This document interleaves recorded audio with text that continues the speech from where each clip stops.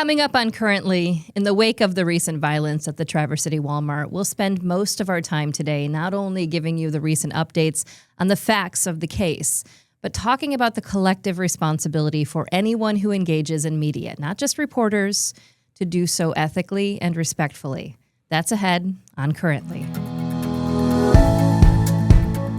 Welcome to Currently, where we discuss some of the top local stories directly from the journalists who are covering them. I'm your host, Crystal Frost. This podcast was recorded on Thursday, July 31st at 7 p.m. The Tigers are 64 and 46. That said, things may change by the time you're watching or listening. And support for Currently comes from Golden-Fowler Home Furnishings, located on South Garfield Avenue in Traverse City. It's home fashion elevated. And from West Shore Bank. When you choose West Shore Bank, you're not just choosing a bank. You're choosing a partner that's committed to the well-being of our community. Visit them today on 8th Street or at westshorebank.com. Support also comes from the Coin Slot Arcade Bar in Traverse City, a chill hangout with a full bar in a low-key setting. Well, Beth Milligan, I feel like it's been, 5 days since one of the biggest things to happen in our town has happened. And, we're all just kind of sitting back in the wake and figuring out what happened and sorting through a whole lot of things that's, kind of saturated in misinformation and the opportunity for a lot of education about how the justice system works. Mm-hmm. And in the thick of all of that, you and, people who are also reporting on this, you have to continuously report this case, continuously talk about what happened. So I guess even though I feel like a lot of people listening right now are going to know what happened, mm-hmm. I think we got to take it from the top. Let's take it from Saturday, July 26th. Yeah. We'll give a quick recap and then we can share some updates of what's happened the past week. So on Saturday, Bradford Gilly, who was a 42-year-old from Sheboygan County, walked into the Traverse City Wal-Mart store at about 4:10 p.m. About a half hour later, for reasons we don't fully know yet, mm-hmm. He began stabbing other people in the store with a folding knife with about a 3.5-inch blade. It was a very fast attack. Most of the assaults occurred in the store. One was in the vestibule of the store, one just outside the store.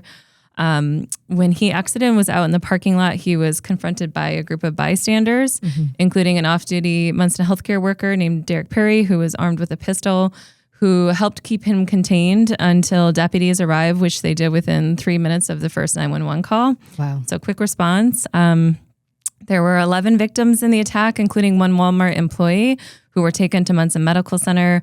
Initially on Saturday night, about half of the victims were in critical condition. So it was a scary period of time, obviously. The good news is that in the coming days since then, their conditions have all improved. They are all expected to survive. As of Thursday morning today when we're recording, Munson's latest update is that 6 of the patients are in good condition now. 2 have been treated and transferred, and 3 have been treated and released from the hospital. Wow. So we're starting to get some information about Bradford Gilly and kind of getting a sense of what might have happened. It's been described as a random attack. We now know, has a long history of mental illness. Stemming back into his teens, it sounds like, from what family members have reported, potentially a bad experience with drugs as a teenager, hasn't been the same since. He has an extensive criminal history, multiple assaultive incidents, controlled substances, domestic violence, retail fraud, an incident of disturbing a grave. He has experienced frequent homelessness and unemployment. He has been involuntarily hospitalized in the past. So someone who has a very troubled history. Mm-hmm. His family has expressed public frustration in the wake of the Wal-Mart attack about decades of him being unwell and not being able as a family to get him proper care, right. Feeling that they had flagged him to authorities and were worried, but didn't know how to help him. And in fact, just before his arrest in the attack Saturday, there was a protective custody order out for him in Emmett County. Authorities had been worried about his state and had been looking for him there, but they unfortunately couldn't locate him before he came to Traverse City. Wow. I mean, so that's what we know. That's what we know right now. So then that brings us to kind of what will happen next in the legal proceedings in the case. So he was arraigned Monday on 11 counts of assault with intent to murder and 1 count of terrorism. Each of those charges has a potential life sentence. Can you talk about the terrorism charge? I think that people were having questions about what that actually meant. Yeah, it can be a little bit nebulous. The county prosecutor, Noel Muggenberg, described that charge as being one in which there's not just individual victims of the attack, although certainly there were here, but it's an attack that is meant to inflict fear in the entire community. So in a sense, the entire community is the victim of the attack because it maybe shifts people's sense of public safety or where they go in the community or how safe they feel to operate. Yeah. So it's kind of a larger assault on the sense of public well-being.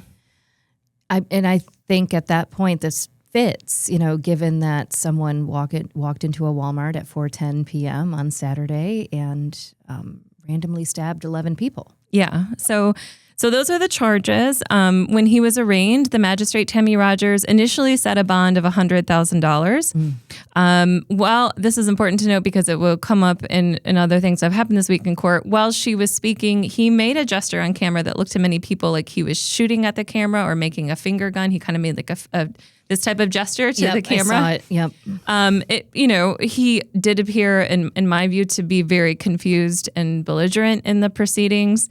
The next day after that initial bond was set, the county prosecutor filed to have that bond raised or revoked. Judge Stepka saw that case on Wednesday. He did note, and this is important, we tried to educate readers about this week, he couldn't just not give him bond. A lot of people said, given the seriousness of this crime, why is he even getting any bond at all?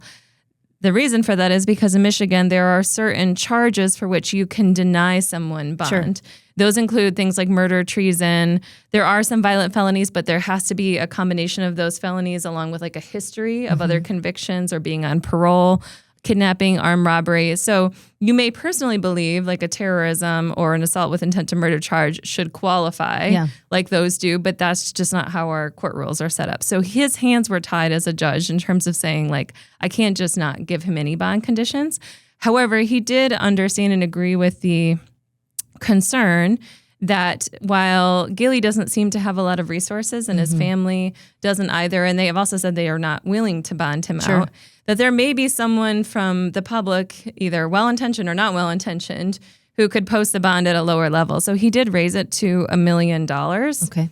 Noel Muggenberg told me today that is one of the highest bonds that she has ever seen. Okay. I did ask her because there was some confusion. It's $1 million cash or surety bond. And so some people were saying, well, he could still post a smaller amount. Like a 10%, something like that. So what I'd like to clarify for people is what that means is either the cash part means he has to pay $1 million in cash. Okay.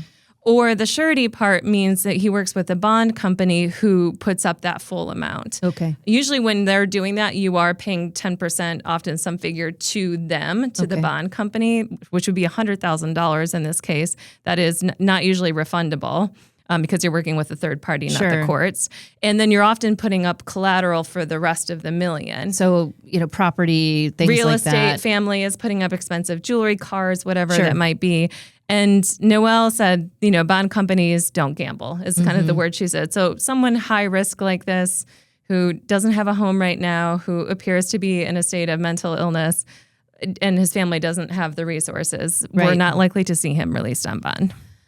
So that kind of covers what happened in the arraignment. And I think it is important to point out that he did seem confused, that at certain points he didn't know, I didn't want to talk to you. It didn't feel as though he was saying things like, I don't want to talk to you.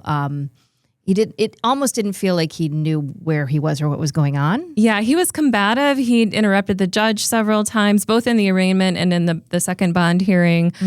He made some nonsensical statements. He was a little defiant with the judge. At one point when the magistrate was speaking about his bond conditions and described the crimes as heinous, he interrupted her and was talking about how we're selling cigarettes as a society that are poisoning people, so what he did wasn't so bad.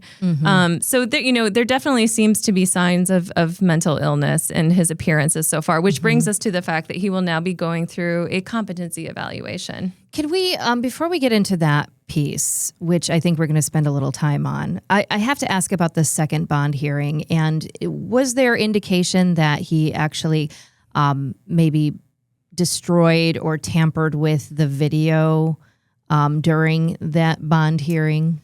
I mean, I think he had appeared to be, again, trying to mess with the camera, being a little bit combative. In both hearings. And again, one of the reasons that Noel sought to have his bond revoked is that one of the conditions of his bond is he's not allowed to be intimidating to anyone. Sure. And that gun type of gesture, while maybe open to interpretation, could be seen as threatening. However, his bond conditions technically hadn't gone into effect yet because the order hadn't been entered.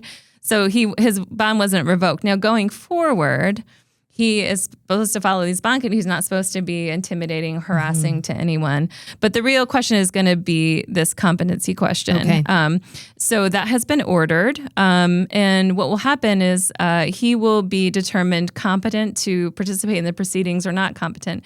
And competent usually means that you're aware of your surroundings. You can understand the legal implications of the case that's before you, that you have been accused of a crime. These are the potential consequences of what could happen. You need to be able to participate in your own defense as much as you can. If you are deemed incompetent, there is a process that follows in which they try to restore you to competency. So that typically looks like things like putting someone on medication, therapy, teaching them some of the basic legal aspects of their case to try to get them to understand what's happening. And then you keep checking in and seeing how they're doing. If there's a decision at some point that this person cannot be restored to competency, and that will never happen, then typically you might see something like someone being institutionalized after that. Okay, so this is, and to be clear, that even if it gets to that point where he is found to be incompetent, not able to understand what is happening with his own charges,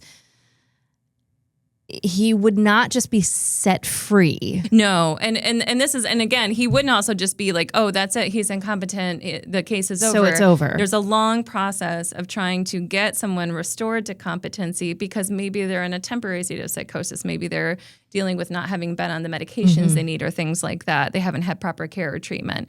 If you can get them that into a stable environment for several months, and there's often a long leash time of where you can do this. But at a certain point, if they're not improving, then that's where you can look at.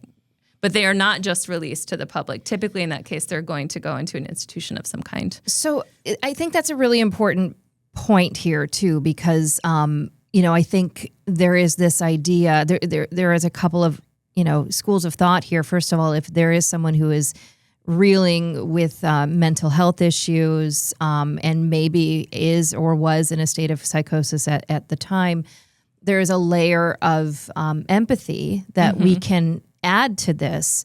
But at the end of the day, crime was committed. Right. So no matter where this falls in the competency hearing, there will be some sort of solution here. And competency is different than an insanity defense. So competency is kind of where you at right now in understanding the legal process and your current state. Can I understand? Can I participate in my defense? There could be, if this case proceeds to trial, there could be, and I'm not saying that it will, but there's a potential, for example, a plea of not guilty by reason of insanity or something like that. That focuses more on the person's state while the crime was being committed. Okay. So that would be a whole other thing, but we first have to get through the competency evaluation. So the other court proceedings are technically on hold. So there was a preliminary exam that had been scheduled for August 12th. That won't happen until we get competency addressed. So that's where we are now. That's where we're at now. Wow. It just feels like we've all gotten quite an education about how the legal system works. More to come. And we are going to talk a little more about that. And specifically, I think it's going to be important as a podcast that focuses on news and the responsibility of the media and the ethics of the media. I think it's going to be important to talk a little bit more about how that extends to anyone who's sharing, anyone who is utilizing social media. You're all a part of that media landscape. So, we're going to talk about that next. I do want to say a few things here, Beth. You've been working on this tirelessly for the last 5 days. This is not something, obviously, when you are, in journalism, in the media, and something like this happens, you literally have to drop everything you're doing and you have to start covering this. And you've done that nonstop. And so, I want to say personally, but also I think on behalf of the people who really rely on that, the facts that you're bringing, thank you. Thank you. I appreciate it. Yeah, it's an interesting and complex case, but these are also, moments where you feel it's an important service that you're trying to do for the community. So. Well, with that, I think it's time for us to talk about another service to the community that I really appreciate, and that is small business. One of the things I love most about living in Traverse City is the way that we do support these local businesses, especially the ones that have been a part of our story for generations. And Golden-Fowler Home Furnishings has been a part of this community for 65 years. That's 65 years. They are Traverse City's original furniture store, and that means a lot. That really means something. They've stayed strong all these years by doing what they do best. They offer beautiful, high-quality furniture, and they treat their customers like family. So when you walk into Golden-Fowler, you're not just greeted by a great selection. You're welcomed by a team of people who truly care about helping you find what's right for your home. Now, whether you're looking for one perfect piece or you're furnishing an entire space, the folks at Golden-Fowler are ready to help. So when you're ready to create a home you love coming back to, visit Golden-Fowler Home Furnishings on Garfield Avenue in Traverse City. It's Golden-Fowler furniture you'll love to come home to. And coming back, Beth, one of the things that we wanted to talk a little bit more about is media in general, media responsibility. And, I was doing a lot of thinking about this as I saw this case unfold. And clearly, I think it's important to kind of, again, take it back to that first day. Mm-hmm. So talk a little bit about the responsibility of news reporting and what it is that as a reporter, as a journalist who has journalistic ethics and integrity, what you can and can't do in the wake in those first few hours of something really quite impactful, like what happened at Wal-Mart last Saturday. Yeah, I think the first thing that I would say is, there's an initial delay sometimes in information getting out. So in this case, Grand Traverse 911 had posted that there was an active incident happening at Walmart and asking people to stay away. They did said that there was no danger to the public at that point.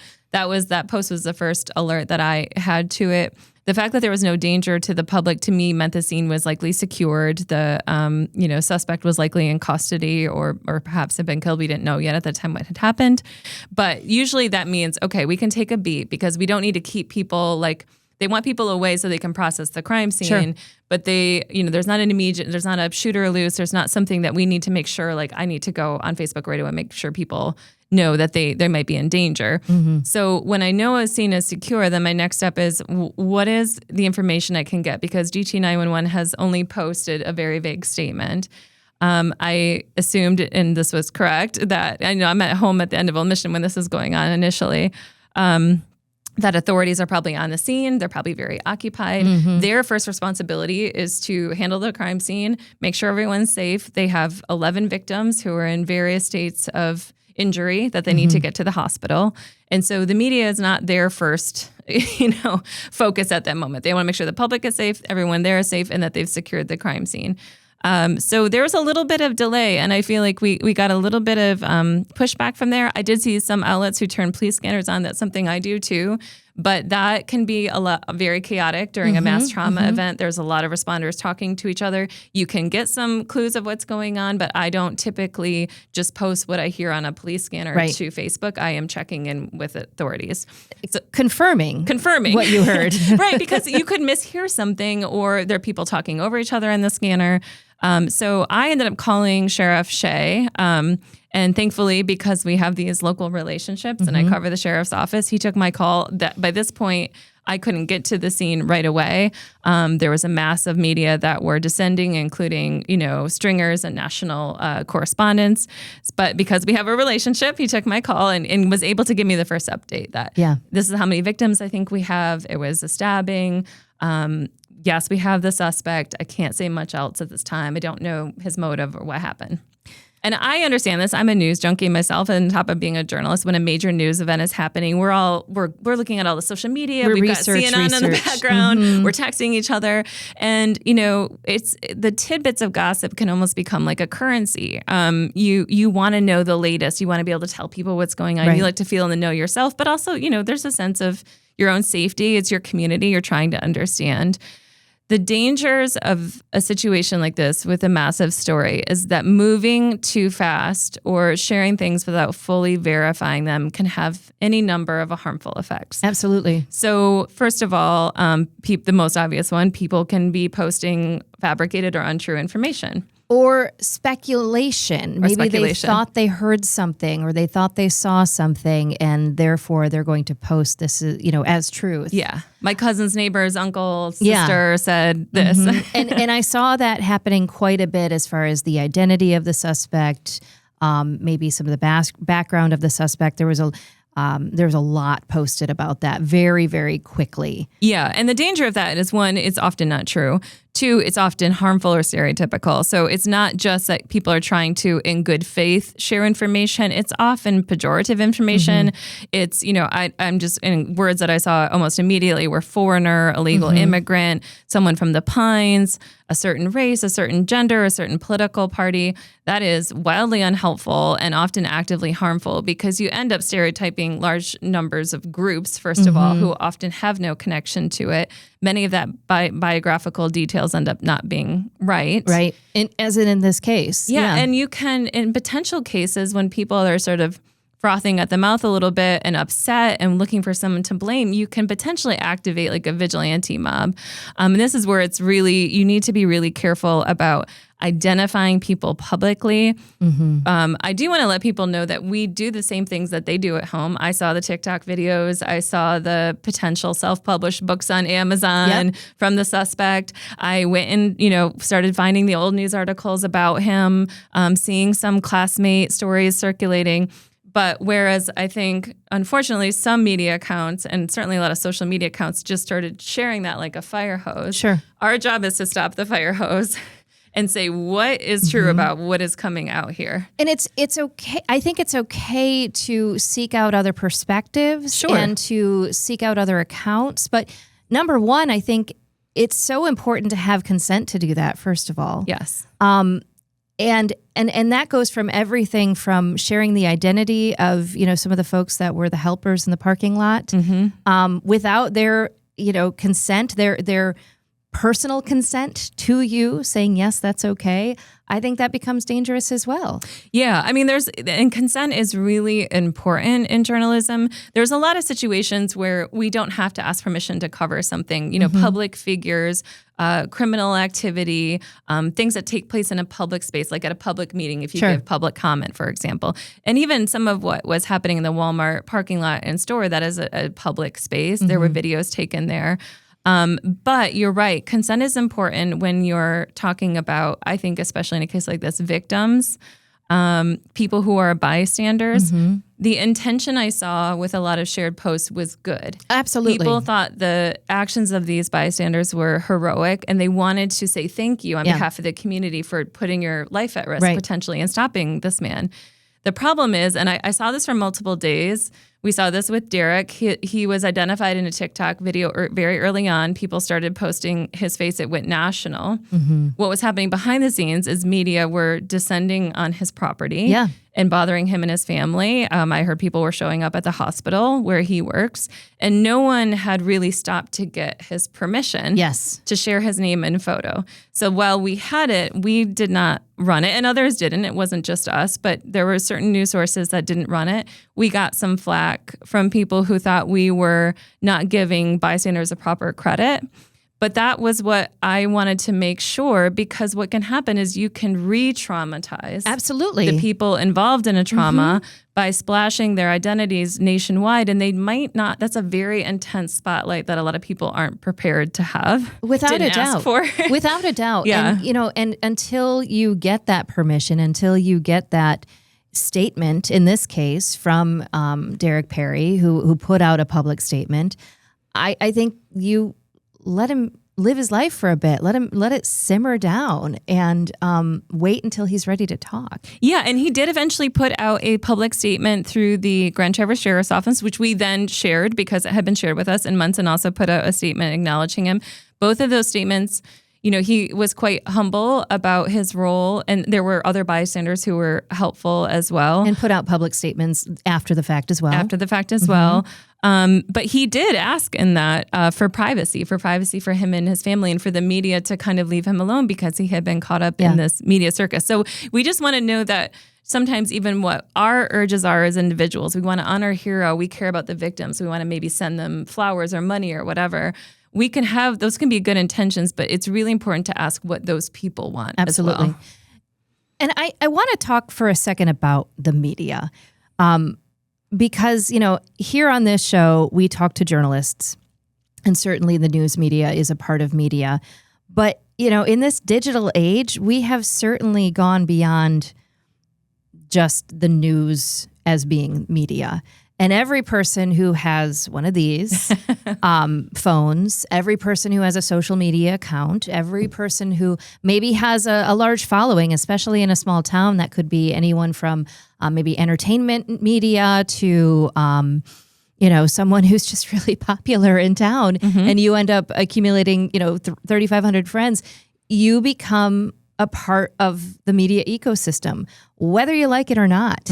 And I think it's really important at that point for a bit of a crash course in what to do when you have that kind of power, as Spider-Man's, Uncle Ben says, comes great responsibility, right? Like, you have to resist that urge to spread anything that hasn't been confirmed, any partial narrative, any temptation to center just one perspective, because we have real lives here, real lives that have been upended. I think also, sharing information about victims in general, not cool, just not cool. And that becomes a collective responsibility. It's not just the news outlets that took that responsibility very seriously. And I will say some didn't, but it's not just the news outlets that took it very seriously. It's you, it's me. It's people who were not checking before they were sharing things. And it's people in the comments who are making accusations, making statements that turned out to be false narratives and unfounded. That's just, honestly, it's throwing gasoline on a fire. Yeah, and while some of what was shared ultimately ended up being accurate, I mean, the TikTok video of the bystanders, at the same time I saw that video, though, on Saturday, I also saw videos on X and other platforms that were attributed to the Traverse City Walmart that were of previous, Walmarts and other states' incidents in years past. So not accurate. The footage of the accurate, right. And this is really important to know going forward, because while not as big of a concern at this present moment, in the very near future, we are going to have very sophisticated AI doctor videos and photos. It's going to be very easy for anyone to, maybe with bad intentions, maybe just being mischievous, maybe, whatever their motives might be, but they could pretend that they were on the scene at Walmart and doctor footage. We're going to have to be really careful about this going forward. And I just think it helps to remind people, even in journalism, we like to be first. We're competitive. Sure. It's great to break news. It's fun to do that. And in this case, it's important. Sometimes we're trying to bring the most accurate information as quickly as we can to people so they can feel informed and safe. It's more important to be right. Yes. It can be hard to undo the damage and walk something back if you spread misinformation, particularly in a story like this, because it's a viral national story. So what you put out there isn't just staying in the Traverse City market, it's potentially being picked up by outlets and spreading nationwide. We still make mistakes. I make mistakes at the ticker. Everyone does, but following a cautious path reduces the number of mistakes you make, and it reduces the harm. And it's almost like a little bit of the Hippocratic oath, like do no harm. Yes. You're trying to be helpful as a journalist, not harm people. And you're right. Maybe because it's my profession, I have a higher professional standard because that's the company that I work for, and we have to. But you're right that people are participating it just at home too. And I think it's really good for people to just remind like how damaging it can be. The kind of comments that you make are being seen by victims' families, by victims themselves, maybe a suspect or a Sussex family who is also hurting. They're feeling terrible that someone in their family has done this. Yeah. And you're casting aspersions and judgments. And the last thing I'll say, we're good at compartmentalizing as journalists. We cover a lot of grim news. Yeah. But this impacts and shakes us as well. It's our community as well. It's a small town. I know a lot of people in Traverse City. You're worried about, is anyone I know at the store? Absolutely. Is everyone okay? You have feeling that on a personal level as well. And there's a lot of aspersions against the media in these comment threads too, that we're not getting you the information you want fast enough. And I would just say that I think no matter who you're dealing with, whether it's victims, suspects, law enforcement, hospital workers, just trying to have some patience and grace and respect. I'm seeing all those Traverse City Strong stickers out there. And if we really want to be Traverse City Strong, we need to be bringing that attitude into the comment section as well, because many, many people are seeing those comments. Absolutely. Well said. Fantastic. And once again, thank you so much for the care that you've taken with this story, that I know you're going to continue to take with this story. And certainly here on Currently, we're going to continue to be focused on bringing the facts. And knowing that, our partners, and our colleagues out there too, hopefully are doing the same thing. Mm-hmm. I know this was the big story and we took up like the bulk of the show on this, but before we go, I do have to ask you if there's anything else that happened this week that you can just give a little teaser, and we'll tell you to go to traverseticker.com.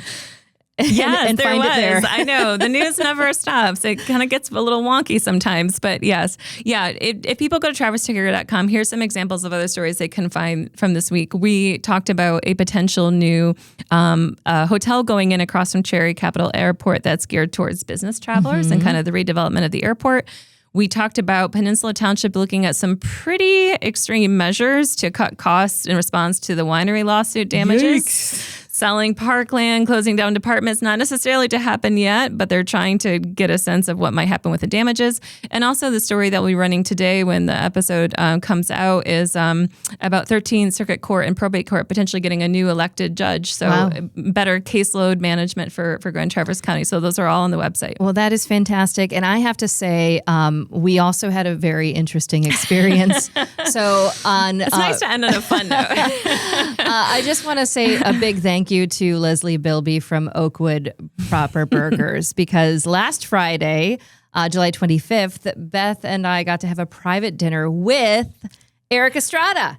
Punch! It was amazing. It feels like it happened 100 years ago. It was. It was 100% one of the most fun, times that I've had having dinner with someone. So random, so much fun. And it made me start to ask, who else is on my celebrity dinner date list? Oh. Like, who do I want to have dinner with next time when they're in town? Are we allowed to just be like a realistic Traverse City celebrity, or no, you like can just do Taylor anything. Swift, Paul McCartney? So those are your two? Yeah, for sure. Dolly Parton for me, 100%. That would be amazing. I would just love to just hang out with her. Yeah. And all of her wigs. Yeah. I just want to see them, put them on my head. But Oakwood gave us not only fantastic food, but we got to hang out in their cool 70s lounge. And Eric I just would say, I now want to go back and binge all of Chips. But I know. Just like the funniest, nicest guy. So fun. And he went to the casino and met with folks I know that night. And it was a blast. It was fun. So thank you, Leslie, for that. Those of you keeping track, Eric Estrada became a police officer after playing one on and Chips. He showed us his badge. And he showed us his badge. Cool. He's an Internet Crimes Against Children officer to this day. Yes. It's so cool. I love that story. I would encourage you to binge watch Chips and also learn everything you can about Eric Estrada. He's amazing. Yes. And I would just say is that is a great example of what I love about Traverse City. We had a hard story this week, but also Traverse City is just full of lovely people inviting each other to do things, showing off their small businesses. So it's still all of the good things too. It was amazing. And you know what? Go to Oakwood Proper Burgers and get the proper. It's my favorite burger. Delicious. So good. Love it. So what are you looking forward to this week, Beth? Anything going on? Yeah, I'm going to wander around downtown tonight with my sister and our friend Becky for a little girls' night at Friday Night Live. The next 2 Fridays is Friday Night Live. If you want to come down and check that out. And also I will be bartending as a volunteer at the TC Phil Silver Celebration fundraiser at their TC Phil Center on Wednesday. Fantastic. Yeah. I should probably also plug. Sorry. Before the ticker, I realized this is probably the right thing to do. We have a free recess Wednesday at the Civic Center. Usually it's $10. It's free. There's going to be food. All of the partners at the Civic Center are going to be doing cool outdoor activities in the park. You can get a walking tour of the Civic Center. You can do hula hoop contests. There's cornhole from Tart Trails, and there's really great prizes. It's from 5 to 7 for free at the Civic Center. On Wednesday. I love recess. It's fun. And this one's free. So just come get some free food and win a prize. It's like recess for grown-ups. And it's BYOB. So very That's cool. True. I'm sort of boring, but I'm excited to see the new Naked Gun on the big screen. I've heard great things. I can't It's supposed to be fun. I can't. And Pam Anderson is in it. And, I love her too. She's on my dinner date list. And she's dating Liam Neeson now. What? So, For real? Yes. I can confirm this. I told you I wouldn't give you misinformation. It's confirmed.